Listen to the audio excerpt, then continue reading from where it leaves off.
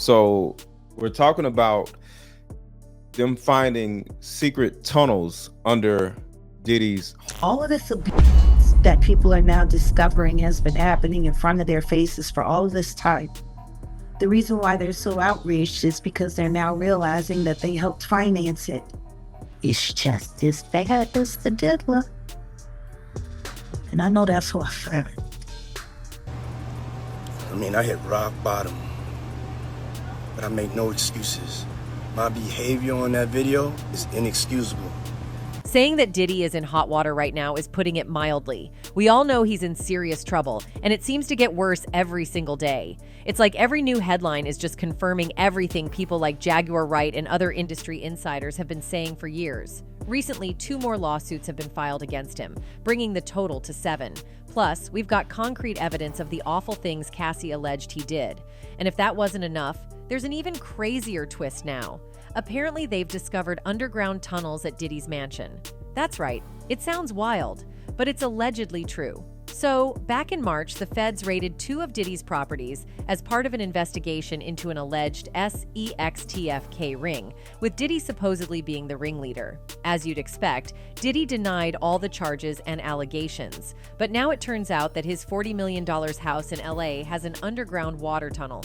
The discovery of these tunnels under Diddy's mansion is eerily similar to other underground networks found beneath historic estates, like the Playboy Mansion. Interestingly, the Playboy Mansion is just an 8-minute walk from Diddy's place, and there's speculation that these tunnels could be connected, serving as a hidden transportation system for the rich and famous, say, like his buddy Jay-Z. Imagine a secret underground highway linking these 2 iconic estates, allowing celebrities to move discreetly between them. And given what we know about Diddy now, just imagine the horrors that might have taken place in these tunnels. We've seen what he can do in public. Just look at what happened with Cassie. Let's dive into that a bit. I have to say, though, that this video is very, very disturbing. So, the final blow comes from a 2016 surveillance video that CNN has exclusively obtained. The video shows Diddy grabbing, shoving, dragging, and kicking his then-girlfriend, Cassie Ventura. In the video, Ventura exits a hotel room and walks to a bank of elevators. Combs, holding a towel around his waist, runs down a hall after Ventura. He grabs her by the back of the neck and throws her to the floor. Still holding his towel closed with one hand, he then turns to kick her, the video shows. Corroborate some of the allegations of abuse against music mogul Sean Diddy Combs. The video, captured on multiple cameras, shows Combs assaulting his then-girlfriend, Cassie Ventura. As Ventura is on the ground, Combs retrieves a purse and suitcase from the floor near the elevators. He turns around and kicks Ventura again as she lies motionless on the floor. About 4 seconds transpire between the 2 kicks, according to the video. He then briefly drags Ventura by her sweatshirt toward a room before walking away. A lawsuit filed by Ventura in November last year and settled the next day referenced actions that seem to match those seen in this video. Ventura is then seen slowly standing up. She gathers items from the floor and moves to pick up a phone on the hallway wall near the elevators. Combs, still in a towel and socks, returns. A mirror directly across from the security camera shows Combs appearing to shove Ventura. Seconds later, he sits down on a chair, grabs an object off a table, and forcefully throws it toward Ventura. Combs is seen walking away, then turns toward Ventura once again when an elevator door opens and someone appears to exit. Now, this altercation matches allegations in the now-settled federal lawsuit filed by Ventura in November. According to Ventura's complaint, which cited the altercation as occurring around March 2016, Combs became extremely intoxicated and punched Miss Ventura in the face, giving her a black eye. After Combs fell asleep, Ventura attempted to leave the hotel room, but he woke up and followed her into the hallway of the hotel while yelling at her, the complaint said. He grabbed at her and then took glass vases in the hallway and threw them at her, causing glass to crash around them as she ran to the elevator to escape, the complaint alleged. After Ventura got in the elevator, her complaint states that she took a cab to her apartment. Upon realizing that her running away would cause Mr. Combs to be even angrier with her and completely stuck in his vicious cycle of Miss Ventura returned to the hotel with the intention of apologizing for running away from her abuser, the complaint claims. When she returned, hotel security staff urged her to get back into a cab and go to her apartment, suggesting that they had seen the security footage showing Mr. Combs beating Miss Ventura and throwing glass at her in the hotel hallway. The complaint alleges Combs paid the Intercontinental Century City $50,000 for the hallway security footage. And as we all know, this is one of a number of allegations made in the November lawsuit in which Ventura claimed she was R-worded in 2018 and subjected to years of repeated physical and other A by Combs.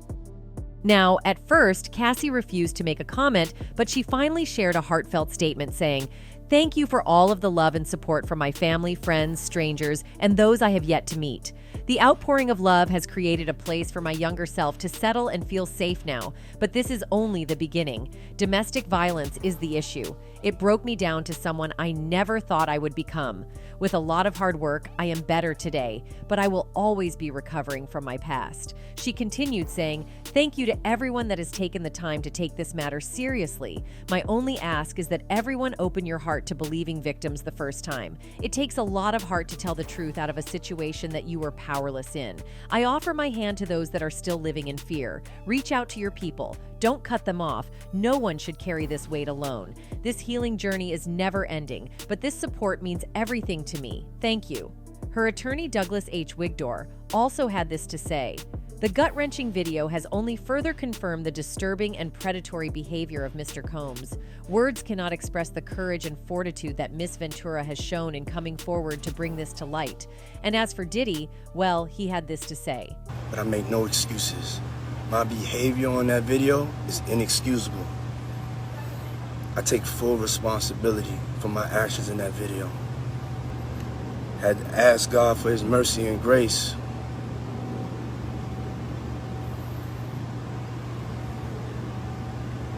I'm so sorry.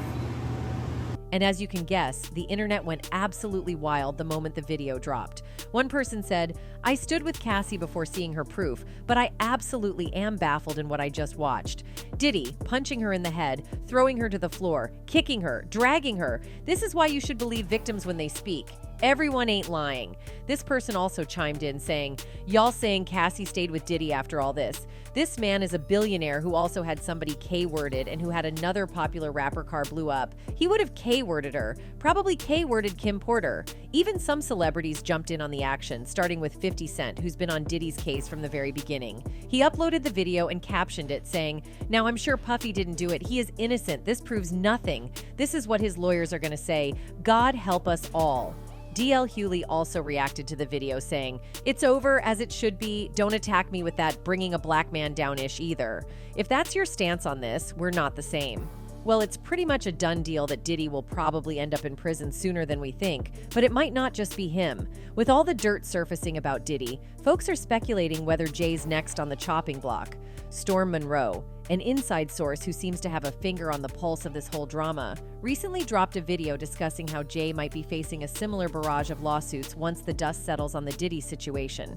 According to Storm, there are some shady figures pulling the strings behind the scenes, orchestrating Diddy's downfall and potentially dragging Jay-Z into the fray. He's hinting at some shady stuff Jay allegedly got into over the years that the public isn't going to be too thrilled about. He also talked about Jay-Z's past collaborations with R. Kelly and how good PR and a tight grip on the industry can work wonders in keeping skeletons firmly locked in the closet. I guess you could say the public humiliation, basically after the major documentaries come out, right? After they are done with Diddy, Jay-Z is up next to be exposed, right? For some reason, y'all like to conveniently forget what age Foxy Brown was when he was with her. Y'all like to forget that he was rolling with R. Kelly and they was doing a lot of things together. Now, while we can't say for sure how much of the recent drama surrounding Jay-Z is legit or when his turn in the spotlight might come, folks are digging up some old skeletons from his closet that could spell trouble. And a big part of it circles back to his past connections with the likes of Diddy and his old friend R. Kelly. Back in the day, Jay wasn't exactly an overnight success story like some of his buddies in the music business. Meanwhile, R. Kelly was already a big name in the R&B scene, and Diddy was making waves in the record label world. Eventually, their paths crossed, and Jay ended up collaborating with both of them on various projects. Now, Jay and R. Kelly? They were tight, both inside and outside the studio. They hit up the same parties, shopped at the same spots, and even shared a few romantic interests. But here's where things get sticky. Since R. Kelly's been called out for being a creep, folks are starting to wonder if Jay might have been in on it too. There's talk floating around that Jay wasn't just turning a blind eye to R. Kelly's antics. Some people are speculating he was right there in the mix, maybe even encouraging and covering up for him. Take Aaliyah, for example. R. Kelly supposedly married her when she was just 15. Yeah, that's a major no-no because legally she couldn't sign any documents for herself, needed a parent or guardian for that. But R. Kelly managed to pull some strings and got paperwork that said Aaliyah was 18 and cool to consent to marriage.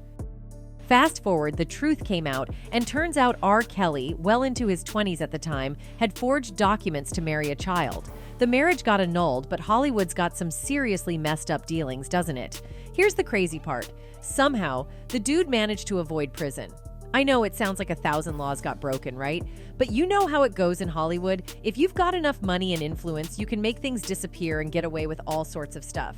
Now imagine if this whole mess went down in 2024.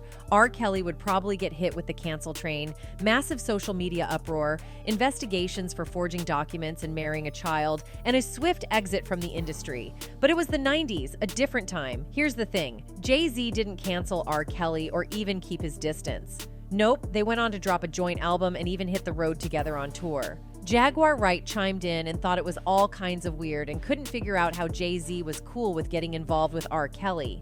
I mean, looking back, Jay-Z seemed totally fine with R. Kelly being with a minor, even marrying her. Makes you question his morals. In fact, back in 2002, Nas dropped the hint that Jay-Z was hip to what R. Kelly was up to with underage girls, including Aaliyah. He spilled the beans to Wendy Williams on the radio when a tape of R. Kelly with a younger girl surfaced. He said, "I could have showed the R. Kelly video that everybody's talking about and made fun of it and show pictures of Jay hanging out. You can't tell me Jay didn't see a 14-year-old girl come into the studio and sit on R. Kelly's lap. You're gonna tell me he didn't see no 14-year-old girl come into the vicinity." Tell me Jay didn't see a 14-year-old girl come in the studio and sit on R. Kelly's lap. No. You can't tell me, you don't sit here and tell me that working on that album that he ain't never seen no 14-year-old girl come in the vicinity. When R. Kelly got hit with those terrible charges, Jay-Z tried to act like they were never buddies. There were even rumors that Jay-Z had a major crush on Aaliyah, and everyone in the industry, including her man Dame Dash, knew about it. Dame even spilled the beans to Page Six, saying he tried his hardest. He said, "I did not mean to fall in love with Aaliyah. She was just that cool. But you know, we were both going hard. Everybody was trying to get to Aaliyah. It was not just Jay." According to Dash, he didn't even know Jay-Z had feelings for Aaliyah before he started dating her. He added, "I did not know Jay was trying to holler at her, but then it just happened like that. He was trying, I was trying, everybody was trying. He was going hard." Now, two buddies battling it out for the same girl, total disaster waiting to happen. Jealousy kicked in fast, especially since Aaliyah was juggling dates with both of them. But here's the twist. Aaliyah started favoring Dame, and Jay-Z wasn't feeling it. Now, we all know Jay-Z doesn't handle losses well. It all went south when Aaliyah and Dame took things up a notch, and Jay-Z got the scoop at a 4th of July bash they all hit up. Jaguar Wright spilled the tea, backing up Dame's story. Allegedly, Jay-Z got his revenge game strong by wrecking Dame's business and selling him out, all because Dame got the girl. I think everybody that knows Sean Carter knows that he will slump anyone in any relationship for $1. Look at how he did Dame. The way he did it, it's malicious. But maybe that was because he a girl that didn't want you. Anyway, Jay-Z shifted his focus from Aaliyah to Beyonce, aiming to be part of Hollywood's ultimate power couple. Problem was, for that dream to happen, he needed Beyonce to be the top lady in Hollywood. Now, don't get me wrong, Beyonce was destined for greatness with or without Jay-Z. But rewind to when they first crossed paths. Beyonce had just stepped out of Destiny's Child and was hustling to make her mark. Meanwhile, Aaliyah was already carving out her own lane, ready to conquer the world. But then tragedy struck, and Aaliyah left a void at the top. According to Jaguar Wright, that wasn't just a coincidence. It paved the way for Beyonce to step into the spotlight. But here's the interesting thing. There's some talk that Aaliyah's passing might not have been a freak accident, but a well-orchestrated plan. Let's do a quick recap on that.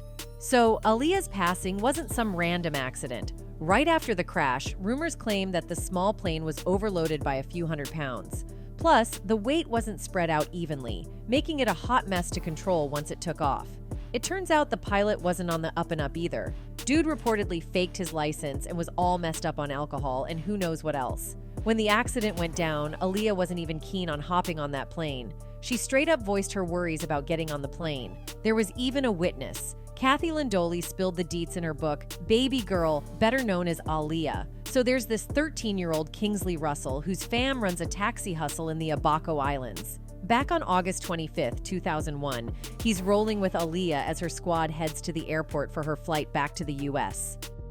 And when Aaliyah peeped the plane, she was like, no, turned around and headed back to the cab, as told by Kingsley. So after Aaliyah backed out and headed to the cab, someone from her crew came back to check on her. Kingsley spilled the tea, saying Aaliyah kept voicing her worries about the plane, and apparently they handed her a sleeping pill and she knocked out.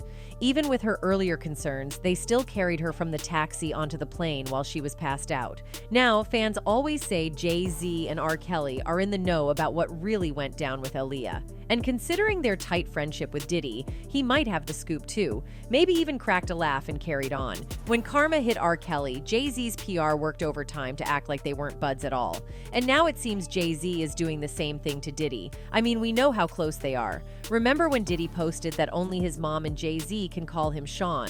Plus, there's still a photo of Jay-Z on Diddy's website, and Diddy's been giving Jay major props for stepping into the shoes of legends like Biggie and Tupac.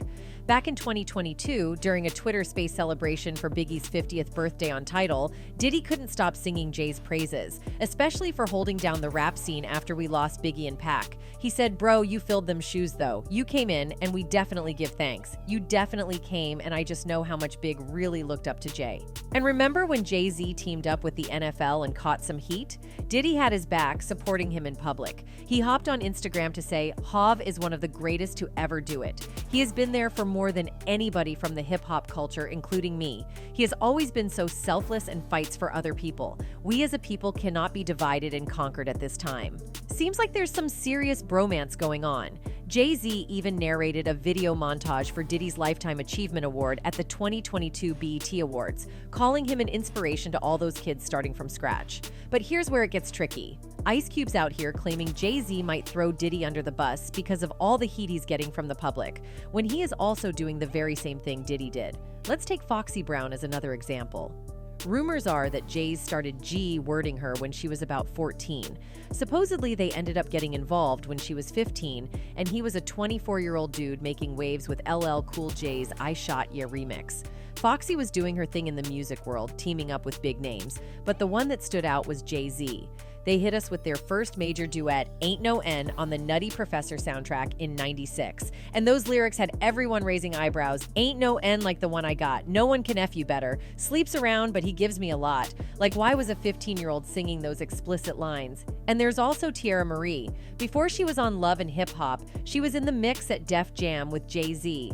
He was all about her, calling her the princess of the label and the first lady of the rock. Fast forward to the night of her prom, he does a 180 and drops her from the label with zero explanation. Jay-Z told Tierra Marie she was getting the boot from Def Jam because her debut album didn't do well, right? But the numbers don't add up. Her album sold 69,000 copies, hit number 5 on the Billboard 200, and snagged the second spot on the R&B and hip-hop albums chart. That's not bad for a debut. But Jay-Z's playing it off like it's a major flop, giving her the boot with no clear explanation.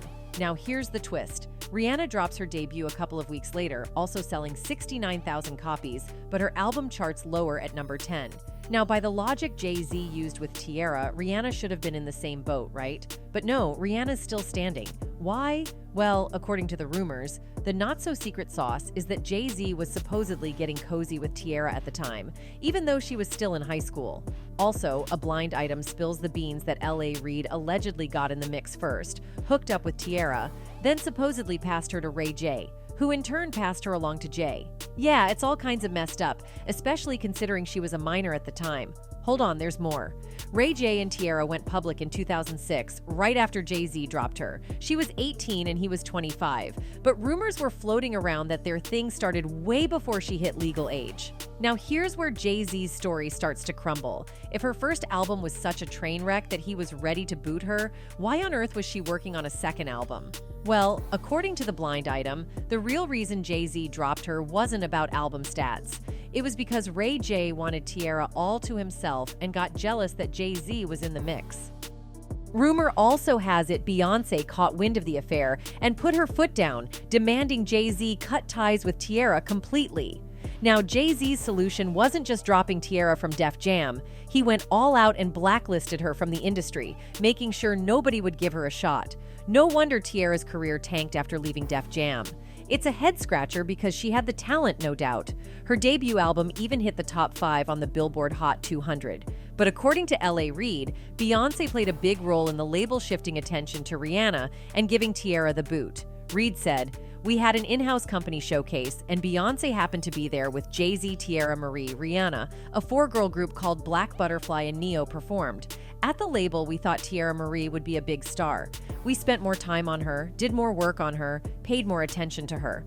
A bell went off for me, however, when after the showcase, Beyoncé came up to me and said, 'That Rihanna girl, she's a beast.'" Sweet girl. And the truth is I was paying a little more attention to her than I was to Rihanna. After the showcase, you know, Beyonce just gave me one of those looks and he said, "That Rihanna girl, she's a beast." And she looked away, right? Now, we're not about to throw shade at Queen Bee, but let's dive into this. Beyoncé was already the bigwig in Hollywood at the time, so her words held major sway. She had to know dropping a comment like that would steer L.A. Reid's ship. Props to her, though. She played the game so smoothly that L.A. Reid didn't even clock he was being played. We all thought she was just giving her man Jay-Z's artist Rihanna a boost because Jay-Z personally signed her to Def Jam.